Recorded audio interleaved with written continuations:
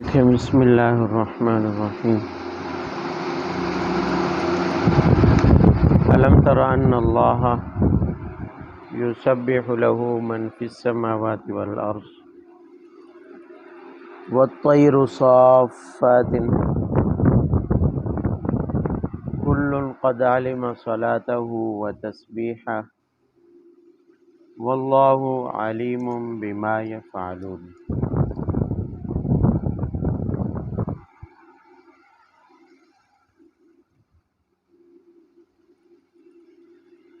وَلِلَّهِ مُلْكُ السَّمَاوَاتِ وَالْأَرْضِ وَإِلَى اللَّهِ الْمَصِيرُ۔ ہمارے استاد صاحب فرمایا کرتے تھے کہ برتن کوئی چیز لینے کے لیے آپ بیٹھے ہیں، پانی ہے، لسی ہے، اور اپنی باری کا انتظار کر رہے ہیں ملنے کا، تو باری آنے پر جلدی آپ کو چیز مل جائے تو اس کے لیے ضروری ہے کہ برتن آپ کے پاس موجود ہو، اور برتن ہو بھی سیدھا۔ برتن آپ کے پاس موجود ہو یعنی ہاتھ میں پکڑا ہو، اور برتن ہو بھی سیدھا۔ یہ ایک مثال دے کر وہ یہ بات سمجھاتے تھے کہ اگر آپ چاہتے ہیں کہ سبق سمجھ میں آئے، ہمیں اس کا کوئی فائدہ ہو اور فوری طور پر ہو، تو اس کے لیے تیاری پہلے سے موجود ہو۔ شروع ہونے سے پہلے ہی بندہ کیا ہے، تیار بیٹھا ہو، برتن ہاتھ میں لیا ہوا بھی ہو اور سیدھا بھی ہو۔ سبق کے لیے برتن دماغ ہے، بات سمجھنے کے لیے جس برتن کی ضرورت ہے وہ کیا ہے، دماغ ہے۔ تو دماغ پہلے سے حاضر بھی ہو اور خالی بھی ہو، پہلے حاضر کر کے بیٹھے، تیاری کر کے بیٹھے، اور حاضر بھی ہو اور خالی بھی ہو، یعنی برتن ہاتھ میں بھی ہو، ادھر ادھر رکھا ہوا نہ ہو۔ ظاہر ہے باری آنے پر اگر برتن اٹھانے جائیں گے تو آپ کی باری گئی، اور پھر ہاتھ میں پکڑا ہوا ہے لیکن الٹا پکڑا ہوا ہے، سیدھا کرتے رہیں گے تو دیر ہو جائے گی۔ آپ سمجھ آ رہی ہے؟ تو اس لیے ہر طرح سے بندہ کو سبق سے پہلے کیا ہونا چاہیے، تیار۔ ایسا نہیں کہ ادھر شروع ہو جائے اور ادھر ہم ڈھونڈ رہے ہوں کہ سبق شروع کہاں سے ہو رہا ہے، پھر پوچھ رہے ہوں ہمیں ایک دوسرے سے۔ دیکھیے جی، بات چل رہی ہے پیچھے اصلاح معاشرہ کی۔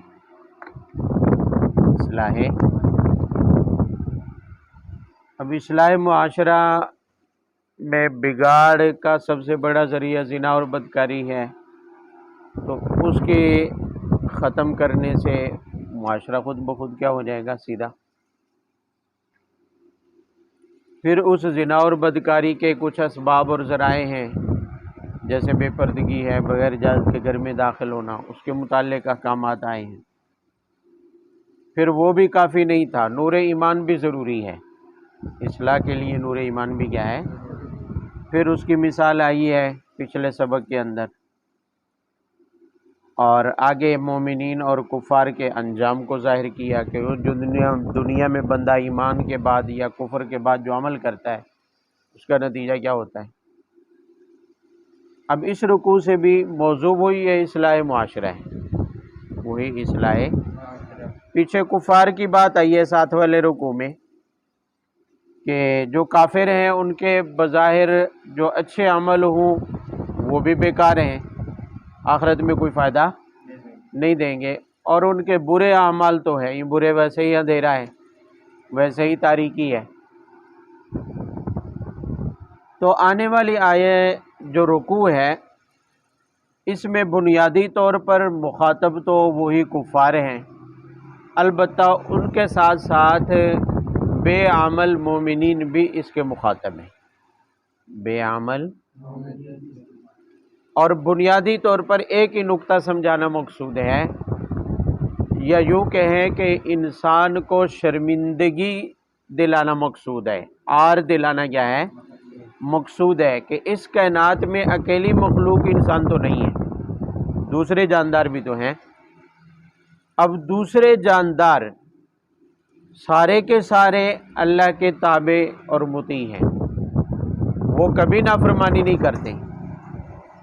ان کی اطاعت اور فرما برداری کیا ہے کہ وہ اللہ تعالیٰ کی بندگی میں لگے ہوئے ہیں، چاہے وہ پرندے ہیں، جانور ہیں، کوئی بھی جاندار ہیں، وہ سارے کے سارے اللہ تعالیٰ کی بندگی اور تسبیح میں مشغول ہیں۔ اب ان کی بندگی اور تسبیح یہی ہے کہ جو ان کا مقصد زندگی ہے، اللہ نے جس مقصد سے ان کو پیدا کیا ہے، وہ اپنا اپنا مقصد پورا کر رہے ہیں، وہ اپنا اپنا مقصد ہے۔ ایک واحد حضرت انسان ایسی مخلوق ہے جو اپنے مقصد سے ہٹ جاتا ہے، اور اس کی سب سے بڑی مثال کفار ہیں، اور کفار کے بعد بے عمل مومنین ہیں کہ ایمان کے بعد عمل نہیں ہے، اللہ تعالیٰ کی بندگی چھوڑ بیٹھتے ہیں، اللہ تعالیٰ کی اطاعت اور فرما برداری چھوڑ بیٹھتے ہیں۔ تو اللہ تعالیٰ نے گویا آر دلائی ہے، شرمندگی دلائی ہے، تاکہ شرمندہ ہوں، انہیں یہ بات سمجھ آئے کہ باقی ساری مخلوقات اللہ تعالیٰ کی مطیع اور فرما بردار ہے، بندگی کرتی ہے، تسبیح میں مشغول ہے، لیکن ہم ہی ایسا کیوں کر رہے ہیں کہ ہم اپنے مقصد سے کیا ہو گئے؟ دور ہو گئے۔ ہم اپنے مقصد سے کیا ہو گئے؟ دور ہو گئے۔ حالانکہ اللہ نے انسان کو عقل دی ہے، سوچنے سمجھنے کا شعور دیا ہے، اللہ تعالیٰ نے انسان کو باقی ساری چیزوں پر فوقیت دی ہے، باقی ساری چیزوں کو انسان کا تابع بنایا ہے، اللہ تعالیٰ نے باقی ساری مخلوقات کو بندے کا خادم بنایا ہے۔ بھی جانور ہیں ذبح کر کے انسان کھائے جا رہا ہے، کسی پر اپنا سامان لاد رہا ہے، اسی طرح پرندے ہیں ان کو کھائے جا رہا ہے، وہ بھی انسان کی خدمت کے لیے۔ کوئی جاندار ایسا نہیں ہے جو انسان کی مسخر نہ ہو، اللہ نے انسان کے تابع فرمان نہ کیا۔ تو اب انسان کو جو اتنا بڑا شرف دیا ہے، اس سے کم شرف والی مخلوقات اللہ تعالیٰ کی مطیع اور فرما بردار اور شکر گزار ہیں، تو انسان کو تو ان سے بھی زیادہ اطاعت کرنی چاہیے، ان سے بھی زیادہ بندگی اللہ کی کرنی چاہیے۔ تو اللہ تعالیٰ فرماتے ہیں کہ علم ترى، کیا تمہیں دیکھ کر شرمندگی نہیں ہوتی، ندامت نہیں ہوتی کہ باقی مخلوقات تو اللہ تعالیٰ کی بندگی میں لگی ہوئی ہیں، ایک تم ہو جو اللہ تعالیٰ کی بندگی سے دور ہو، اللہ تعالیٰ کی تعارف اور فرما برداری سے دور۔ اب باقی مخلوقات میں فرمایا من فی السماوات والارض، جو مخلوق بھی آسمان و زمین میں ہے، سب اللہ کی تسبیح کرتے ہیں، اور ہر ایک کی تسبیح اس کی اپنی اپنی ہے، کہ تسبیح سے مراد ہے وہ اپنی مقصد زندگی پر لگے ہوئے ہیں، اسی پر جمے ہوئے ہیں جو اللہ نے ان کی زندگی کا مقصد بنایا۔ حتیٰ کہ فرمایا پرندے جب فضا میں اڑ رہے ہوں صف باندھے ہوئے، تب بھی وہ اللہ تعالیٰ کی بندگی سے اور تسبیح سے غافل نہیں ہوتے۔ کل قد علم صلاۃ و تسبیحہ، ہر مخلوق اپنی اپنی بندگی اور اپنی اپنی تسبیح کا طریقہ جانتی ہے، لیکن حضرت انسان دور ہے۔ یاد رکھیں واللہ علیم بما یفعلون، اللہ تعالیٰ تمہارے کرتوتوں کو کیا ہے؟ دیکھ رہا ہے، تمہارے اعمال کو کیا ہے؟ دیکھ رہا ہے۔ یہ گویا کہ ایک طرح سے انسان کے لیے دھمکی ہے، وعید ہے کہ اللہ تعالیٰ تمہیں سزا دیں گے۔ اب آخرت میں تو سزا ہوگی، جہنم میں جانا پڑے گا، کافر تو ہمیشہ کے لیے جائے گا، اور بے اعمال بد عمل مومن جو ہے وہ اپنے بد عمالیوں کی سزا بھگتے گا۔ دنیا میں بھی سزا ہو سکتی ہے، دنیا میں بھی سزا ہو سکتی ہے، اور سزا سے بچ نہیں سکتا۔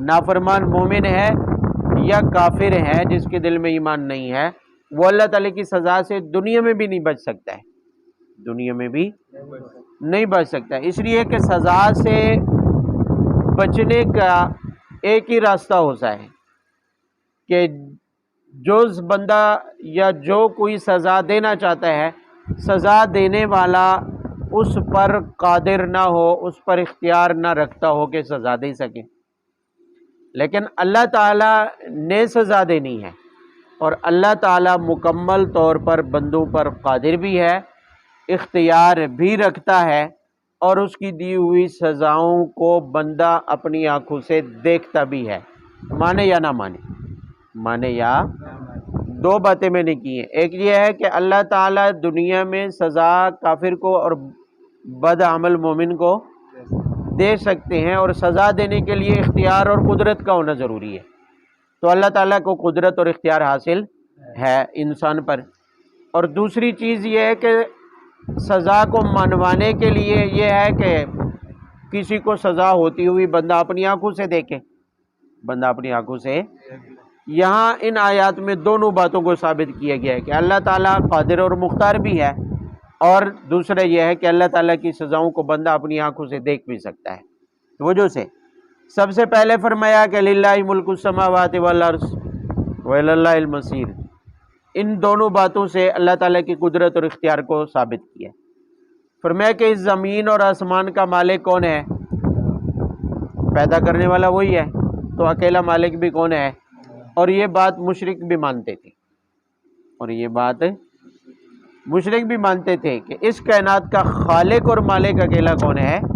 اللہ تعالیٰ ہے۔ وہ صرف عبادت میں معبودوں کو شریک مانتے تھے، تو اس سے کوئی بھی انکار نہیں کرتا۔ تو اللہ تعالیٰ فرما رہے ہیں کہ جب اکیلا مالک میں ہوں اس کائنات کا، تو مالک اپنی ملکیت میں اختیار رکھتا ہے، مالک اپنی ملکیت پر قدرت ہے۔ بھئی بھینس کا مالک اپنی بھینس کو ذبح کر کے کھائے، پکائے، کسی کو ہدیہ کر دے، بیچے، دودھ پیے، جو مرضی کرے، مالک ہے۔ سمجھ آ رہی ہے؟ اختیار تو اس کو حاصل ہے، اس کی قدرت میں تو ہے۔ تو فرمایا کہ زمین و آسمان میں جو کچھ ہے، جاندار ہے یا بے جان ہے، حتیٰ کہ حضرت انسان سمیت ہر چیز کا مالک کون ہے؟ اور پھر یہاں سے جانے کے بعد جب آخرت آئے گی تب بھی لوٹ کر جانا کس کے اختیار میں ہے؟ اللہ کے اختیار میں۔ یعنی بندہ اس جہان میں بھی اللہ کے مکمل طور پر کنٹرول میں ہے، اور اس جہان میں بھی مکمل طور پر کس میں ہے؟ نکلنے اور بچنے کا کوئی راستہ نہیں ہے، تو اللہ کی سزا سے کیسے بچ سکتے ہیں؟ اور دوسرا یہ ہے کہ فرمایا اللہ تعالیٰ اس کائنات میں جانداروں کی غذا کے لیے ایک ذریعہ اللہ نے بادلوں اور بارش کو بنایا ہے، بادلوں اور اب بظاہر تو آسمانوں سے بادلوں سے برسنے والی جو بارش ہے اور بننے والے بادل ہیں، بظاہر تو غذا کا ذریعہ ہے کہ اس سے اناج حاصل ہوتا ہے، اس سے پھل حاصل ہوتی ہیں، زمینیں سیراب ہوتی ہیں، لیکن انہی بادلوں اور بارش کو اللہ تعالیٰ کبھی انسان کے لیے باعث عذاب بھی بنا دیتا ہے، سزا کا ذریعہ بھی بنا دیتا ہے۔ کیسے؟ دو صورتوں میں، کہ پہاڑوں جیسے بادلوں سے اولے برسا دیتا ہے، اور جس علاقے میں کسی کو سزا دلانی یا تنبیہ کرنی مقصود ہوتی ہے اس علاقے پر وہ اولے برس پڑتے ہیں، اور انہی بادلوں سے بجلی جو چمکتی ہوئی دیکھتے ہیں وہ بھی بسا اوقات کسی جگہ پر گر کر نقصان کر دیتی ہے۔ تو اللہ تعالیٰ فرما رہے ہیں کہ بظاہر نفع کی چیز جو اللہ نے بنائی، بارش اور بادل، اللہ تعالیٰ اسی کو ہی سزا کا ذریعہ بھی بنا سکتے ہیں۔ انسان کو دنیا میں سزا اسی کے ذریعے بھی دے سکتے ہیں، اور اس کی مثالیں عام ہیں، ہر کوئی دیکھتا بھی ہے، صرف یہ ہے کہ مانتا نہیں ہے۔ دیکھتا تو ہر کوئی ہے کہ بجلی گری اور نقصان ہو گیا، اتنے بندے مر گئے، نہیں دیکھتے؟ گاڑیاں تباہ ہو گئی، مکان تباہ ہو گئے، اولے پڑے اور فصلیں تباہ ہو گئی، اولے پڑے کہ جانور مر گئے، سمجھ آ رہی ہے؟ یہ بھی بندہ دیکھتا ہے۔ فرمایا کہ اللہ تعالیٰ دنیا میں بھی سزا دینے پر قادر ہے، اور اس کی مثالیں بھی تمہارے سامنے کیا ہیں؟ موجود۔ اچھا، ایک بات یہاں غور کرنے کے قابل ہے، وہ یہ ہے کہ یہ وعید کس تناظر میں سنائی جا رہی ہے؟ کس تناظر میں؟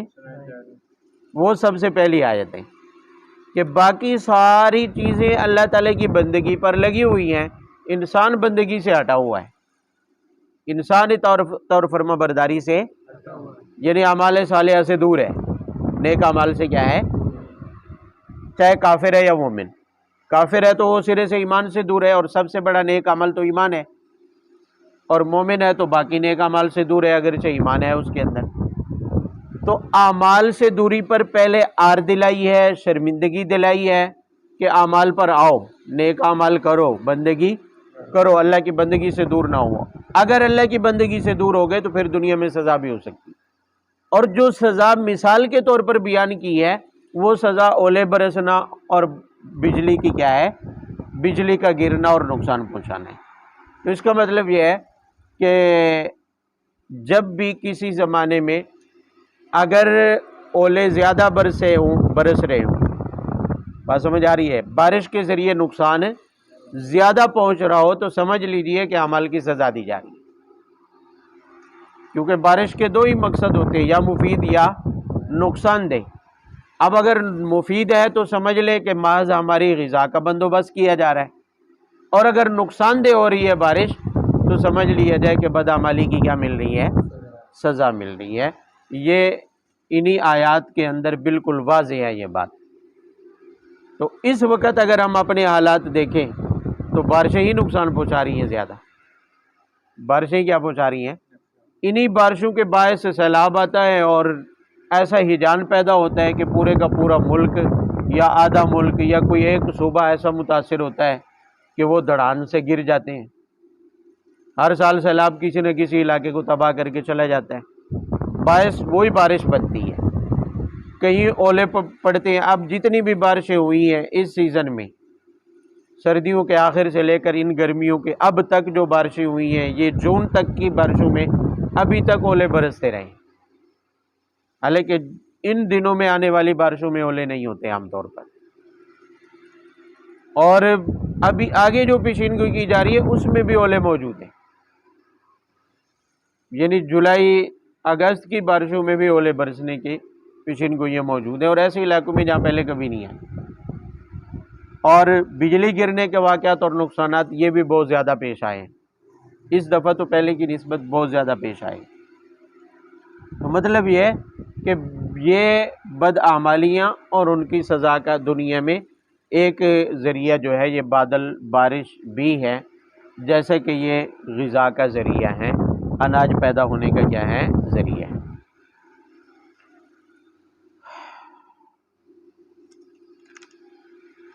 یقلب اللہ اللیل والنہار ان فی ذلک لعبرۃ لأولی الابصار۔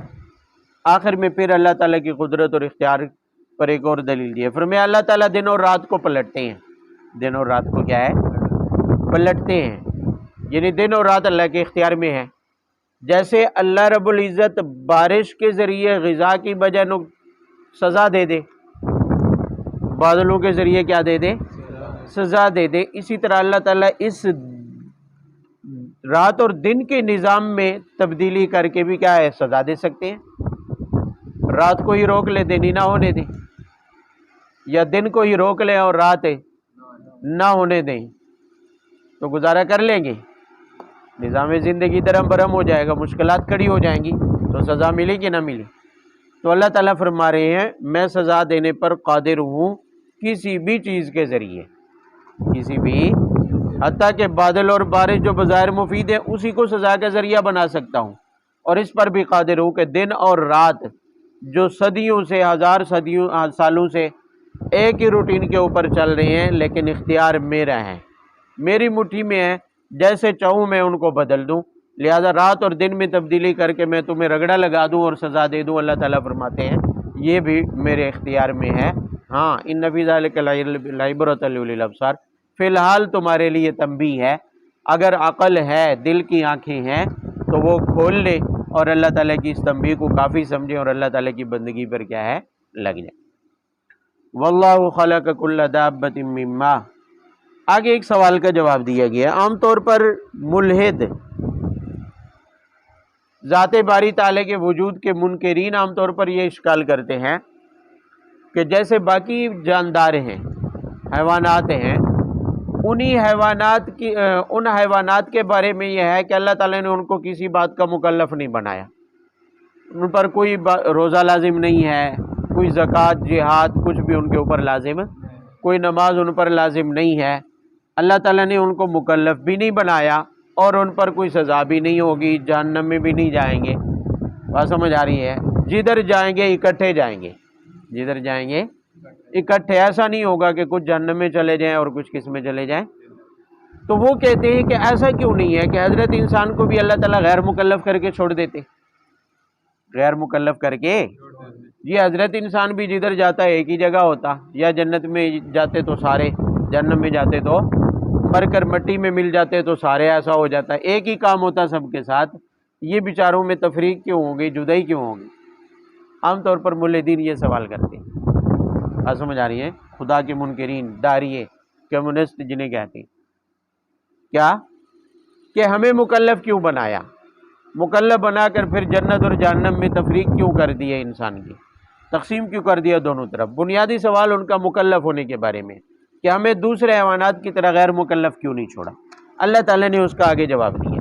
توجہ سے جواب کو خلاصہ سمجھ لیں، پھر آیت بالکل واضح ہے آپ کے سامنے کھڑی ہے۔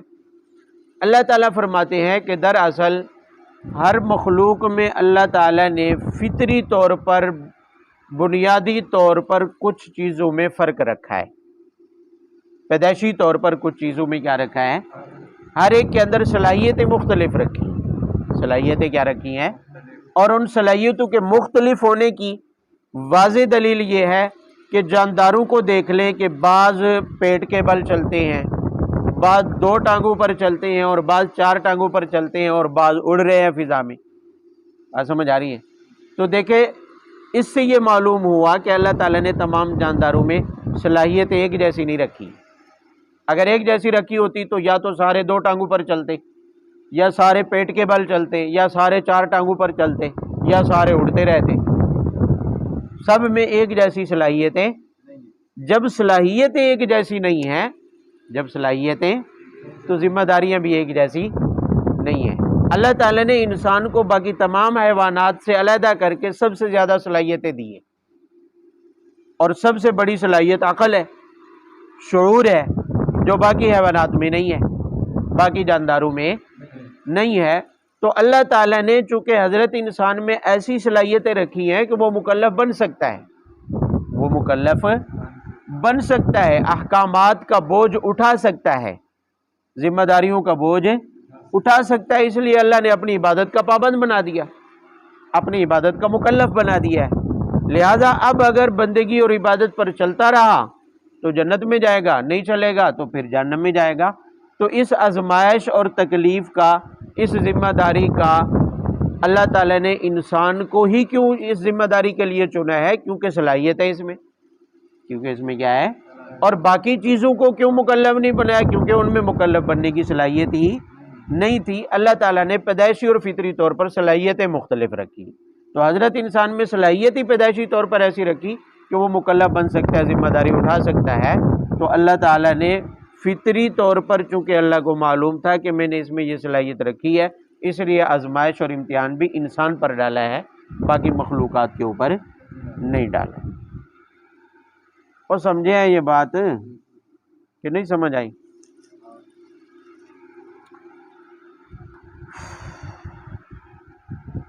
لقد انزلنا آیات مبینات واللہ یہدی من یشاء الی صراط مستقیم۔ آخری نصیحت ہے، فرمایا ہم نے کھلی آیات، کھلے احکام، کھلی نصیحتیں بیان کر دی ہیں، باقی صراط مستقیم سیدھی راہ کی ہدایت تو اسی کو ملے گی جس کے لیے اللہ چاہے گا۔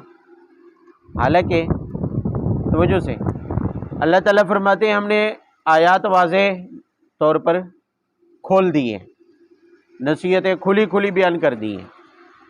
اور دوسری بات، جب نصیحتیں کھلی کھلی فرما دی ہیں تو پھر انسان کو صراط مستقیم اور راہ راست پر آ جانا چاہیے۔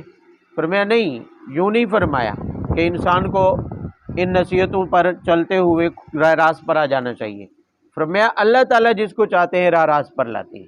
درمیان والی بات چھوڑ دی گئی ہے، درمیان والی بات بھئی ہونا تو یہ چاہیے تھا نا کہ بھی اللہ تعالیٰ فرما رہے ہیں یہ واضح آیات ہیں، یہ واضح اور کھلی کیا ہیں، نصیحتیں ہیں، لہذا تم ان نصیحتوں کی روشنی میں سیدھی راہ پر چلے جاؤ، سیدھی راہ پر کیا ہے۔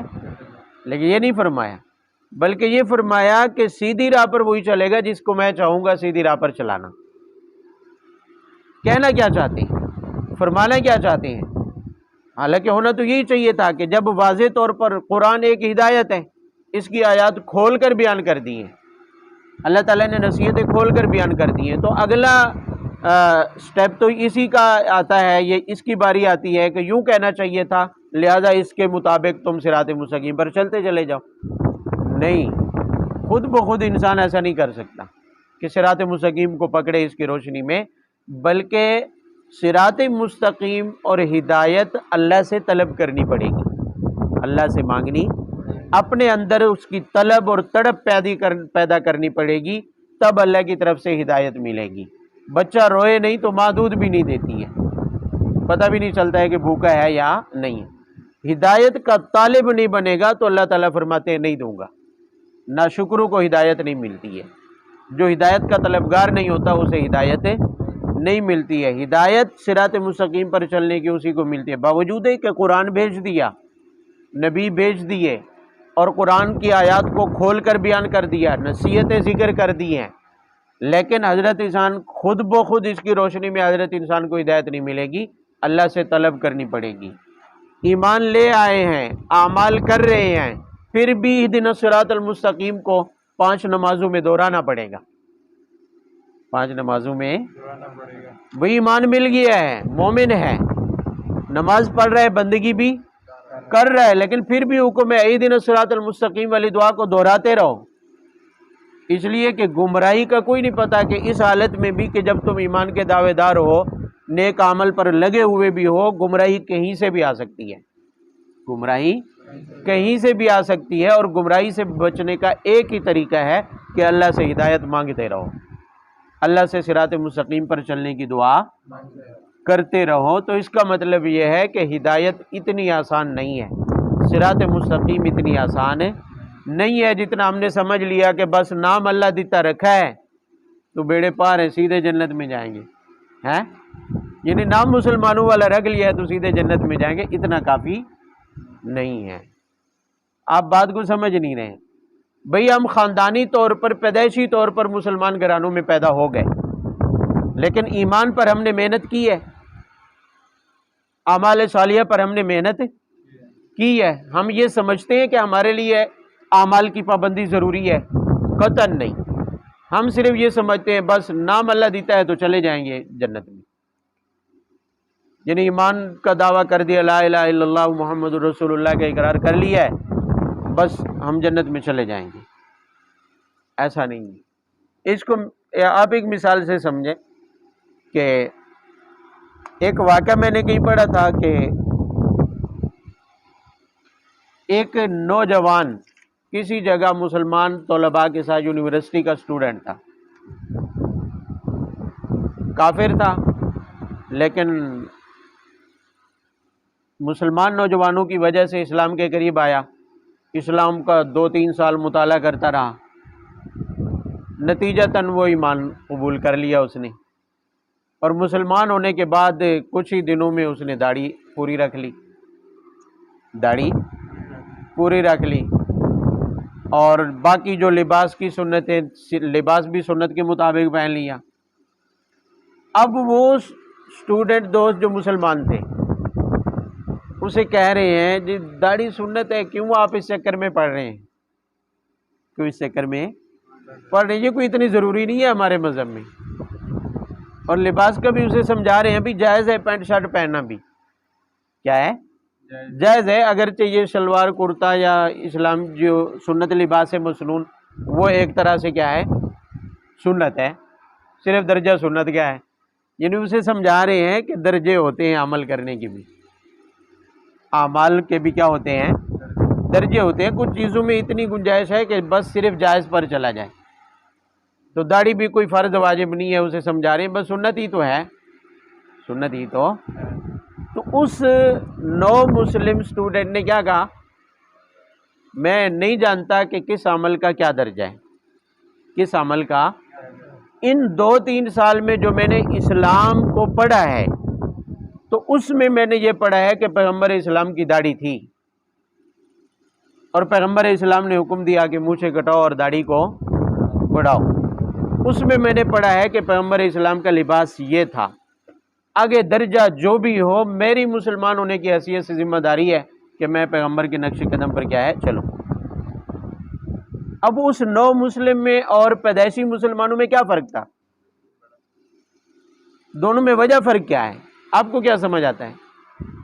اس لیے کہ اس نے جو ایمان قبول کیا اس کے پیچھے ایک محنت تھی، 2-3 سال کی اس کی محنت تھی، وہ اس کا طلبگار بنا، جستجو کی، تلاش کیا، محنت طلب کے بعد جو چیز حاصل ہوتی ہے اس کی قدر ہوتی ہے، اس کی کیا ہوتی ہے قدر ہوتی ہے۔ بھئی انسان اپنی کوشش سے 2-4 پیسے جو جوڑ کے لے آتا ہے اس کو کتنا سنبھال کے رکھتا ہے، کوشش کرتا ہے کہیں فضول خرچی بھی نہ ہو، سنبھال کے اس کو رکھتا ہے، کہیں چوری بھی نہ ہو جائے. کیوں؟ اس لیے کہ محنت لگی ہے اس کے اوپر. اس کی کیا لگی ہے؟ محنت. تاکہ چوری کر کے جو سامان لاتے ہے اسے بھی سنبھال کے رکھتا ہے، کیونکہ چوری کرنے میں بھی تو محنت لگی ہے نا، مشقت اس نے اٹھائی ہے. تو اس کی نو مسلم اور ہمارے جیسے پیدائشی مسلمانوں میں یہی فرق ہے کہ وہ نو مسلم ہو کر بھی شریعت کے مکمل پابند ہو جاتے ہیں، حتیٰ کہ اپنا لباس اور شکل بھی شریعت کے مطابق بنا لیتے ہیں. ہم پیدائشی مسلمان ہونا اعمال کے پابند نہیں بنتے. وجہ اس کی یہ ہے کہ ایمان ہم نے نہیں بنایا اپنا، ہم نے ایمان کے اوپر محنت کی نہیں ہے. ہمیں وراثت میں ایمان ملا ہے، ہمیں اللہ دتا والا نام پیدائشی ملا ہے.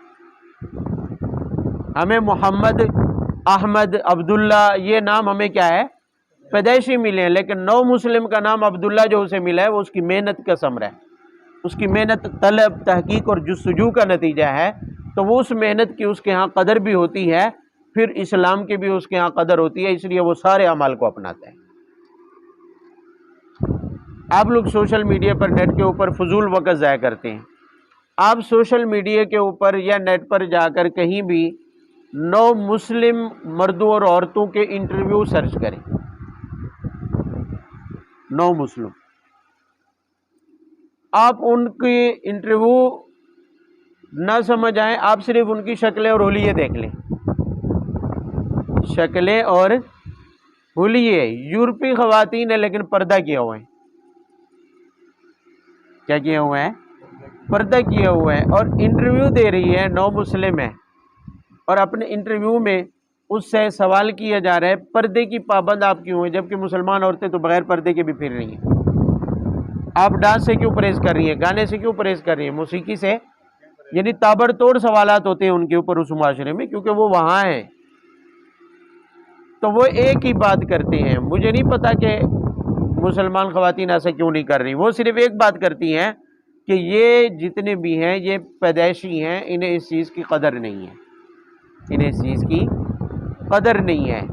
جو میں نے جو کچھ حاصل کیا ہے، میں نے اس کے لیے محنت کی ہے، جستجو کی ہے، میرے دل میں اس کی کیا ہے؟ قدر ہے. میں یہ نہیں کہتی کہ وہ جہنم میں جائیں گی. مسلمان خواتین جو ڈانس کر رہی ہیں، ناچ رہی ہیں، وہ جہنم میں جائیں گی. ہو سکتا ہے اپنے ایمان کی وجہ سے جنت میں چلی جائیں، ہو سکتا ہے جہنم میں جانا پڑے ان کو. میں یہ فیصلہ نہیں کرتی، لیکن وہ یہ کہتی ہے کہ انہیں قدر نہیں، ان کے دل میں اس کی. اس نے تو بہت چھوٹی بات کی. ہم کہتے ہیں ہم شرمندہ ہوتے ہیں اس پر. ہم اسلام کے کسی حکم پر عمل کر کے کیا ہوتے ہیں؟ خاص کر مسلمان یورپ میں چلا جائے تو وہاں اسے نماز پڑھتے ہوئے شرمندگی ہوتی ہے، شلوار ٹخنوں سے اوپر رکھتے ہوئے کیا ہوتی ہے؟ شرمندگی. وہاں تو چھوڑیے، ہم کسی ایسے ماحول میں چلے جائیں جہاں سارے ایسا لباس پہنے ہوئے ہیں جو غیر مسنون ہے، ایسا لباس پہنے ہوئے ہیں جو غیر مسنون ہے، وہاں ہمیں شرمندگی ہو رہی ہوتی ہے کہ ہماری شلوار ٹخنے سے اوپر ہے، سر کے اوپر ٹوپی اور داڑھی ہے، ہمیں اس کے اوپر شرمندگی ہو رہی ہوتی ہے. بڑے ہوئے بازار میں کوئی پیچھے سے ہمیں آواز لگا کے کہا دے او مولی، ادھر ہی پانی پانی ہو جاتے ہیں اور پسینہ نکل جاتا ہے. بھئی کسی کی داڑھی دیکھ کر کوئی آواز لگا دے دور سے او مولی صاحب، تو پسینے نکل جاتے ہیں جو اس نے مجھے مولی کہہ دیا ہے. وجہ اس کی یہ ہے کہ ہماری محنت نہیں لگی، ایمان کو ہم نے بنایا نہیں ہے. تو بھئی اگر ہم کچھ کرنا چاہتے ہیں تو پہلے ایمان پر محنت کریں، اس کے بارے میں سوچیں، بار بار لوگوں کے اندر پھریں. ایمان کی محنت یہی ہے، جیسے وہ ہمارے تبلیغی دوست کہتے ہیں نا کہ ایک چیز کو بار بار دہرانا، لوگوں کے سامنے ایک چیز کو بار بار دہرانا، پھر قرآن کو پڑھنا، سمجھنا، اس کے معنی اور مفہوم میں غور کرنا، شریعت کو پڑھنا، دین کو پڑھیں، اس کو مکمل طور پر سمجھنے کی کوشش کریں. اسی انٹرویو میں نے یہ بھی سنا، وہ کہہ رہی ہے کہ مجھ میں اور ان میں فرق یہ ہے، مسلمانوں خواتین میں اور مجھ میں فرق، یعنی وہ ناچ رہی ہیں مسلمان ہونے کے باوجود، وہ ڈانس کر رہی ہیں، بے پردہ پھر رہی ہیں، لیکن میں جب اس سے مسلمان ہوئی ہوں تو میں یہ کام چھوڑ چکی ہوں. ان میں اور مجھ میں ایک اور وجہ بھی ہے، اس نے کہا، وہ یہ ہے کہ یہ پیدائشی طور پر مسلمان ہو گئی، ان کو اسلام کا نام مل گیا، مسلمانوں والا نام مل گیا، پیدائش سے لے کر بڑے ہونے تک انہوں نے نہ قرآن کو سمجھا ہے، نہ پڑھا ہے، نہ اس پر عمل پیرا ہے۔ اگرچہ مسلمان گھرانوں میں پیدا ہو گئے، 30 25 20 سال کی عمر تک قرآن کو انہوں نے ابھی تک سمجھا، لیکن میں نے اسلام لانے سے پہلے 2-3 سال سمجھا ہے قرآن کو، تب مسلمان ہوئی ہوں، تب مسلمان ہے، یعنی مسلمان ہونے سے پہلے میں نے قرآن کو سمجھا ہے، قرآن کو میں نے پڑھا ہے، اسلام کا مطالعہ میں نے قرآن سے شروع کیا ہے، میں نے پیغمبر کی حدیث اور ان کی زندگی کو پہلے پڑھا ہے، اور یہ مسلمان گھرانوں میں پیدا ہو کر انہیں ابھی تک توفیق نہیں ہوئی کہ یہ قرآن کو سمجھے، ابھی تک انہیں توفیق نہیں ہوئی کہ پیغمبر اسلام کی زندگی کو پڑھیں، تو اپنائیں گے کیسے؟ جب انہوں نے قرآن کو پڑھا نہیں ہے، سمجھا نہیں ہے، تو اپنائیں گے کیسے؟ عمل کیسے کریں گے؟ بہت بڑی بات ہے، ایسا ہے کہ نہیں ہے؟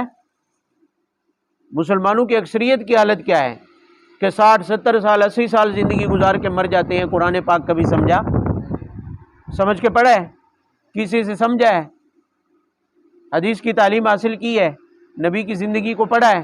نہیں، صرف جلسوں میں مولوی سے 2-4 باتیں سن لی، بس جمعے والے دن خطبہ سن لیا، یعنی یہ ہم نے پڑھ لیا، لیکن پورا قرآن آپ نے پڑھا ہے، قرآن میں کتنی تنبیہات ہیں، کتنی نصیحتیں ہیں، عقائد کے اوپر رسومات کی تردید کتنی باتیں ہیں۔ ایک مسلمان جو 60 70 سال 80 سال کی زندگی گزار جاتا ہے، کبھی اس نے قرآن کو سمجھا نہیں ہے، پڑھا نہیں ہے، تو کیا خیال ہے؟ اس نے اپنے ایمان پر محنت کی ہے، تبھی تو وہ بے عمل رہا، تبھی تو وہ کیا ہے؟ بے عمل رہا، کیونکہ اس نے ایمان کو پڑھا ہی نہیں ہے کہ ایمان ہے کیا چیز، ایمان ہے کیا چیز، نیک اعمال ہے کیا، نیکی کہتے کس کو ہیں، مجھے دنیا میں بھیجا کیوں گیا، اس نے قرآن میں یہ سمجھا اور پڑھا ہی نہیں ہے۔ لیکن جو نیا مسلمان ہو رہا ہے وہ تو مسلمان ہی تبھی ہوا جب اس نے قرآن کو سمجھا ہے، پہلے مسلمان ہی تبھی ہوا جب اس نے پیغمبر اسلام کی ایک ایک بات کو پڑھا، سمجھا اور نوٹ کیا، تب جا کر وہ متاثر ہوا اور اس نے ایمان قبول کیا ہے۔ اس کو قدر اس لیے کیونکہ اس نے یہ محنت پہلے کر لی ہے، ایمان کے اوپر پہلے اس نے ایمان کی محنت کر لی ہے، پھر قبول کیا ہے۔ اور ہم پیدا ہو گئے خود بخود مسلمان، اس لیے نہ ایمان کی محنت کی ہے، نہ اسلام کو پڑھا ہے، نہ شریعت کو سمجھا ہے، قرآن کو نہیں سمجھا، تو قدر بھی نہیں ہے، ویسے کے ویسے جا رہے ہیں، اسی طرح سے جا رہے ہیں اور کورے چلے جاتے ہیں، حالانکہ یہ قرآن ہماری ہدایت کے لیے۔ تو میرے بھائی ضرورت ہے اس چیز کی کہ ہم قرآن کو سمجھیں، نبی کی زندگی کو سمجھیں، سنت کو سمجھیں اور صحابہ کرام کی زندگیوں کو پڑھیں۔ یہ ہماری شرعی ایمانی اسلامی ذمہ داری ہے، یہ ہمارا تقاضا ہے کہ ہم خود پڑھیں سمجھیں اور اپنی اولادوں کو بھی پڑھا اور سمجھا کر چلے جائیں۔ یہ ہماری شرعی ذمہ داری اور ایمانی ذمہ داریاں ہیں، اور اسی بات کو یہاں پر بار بار سمجھایا جا رہا ہے۔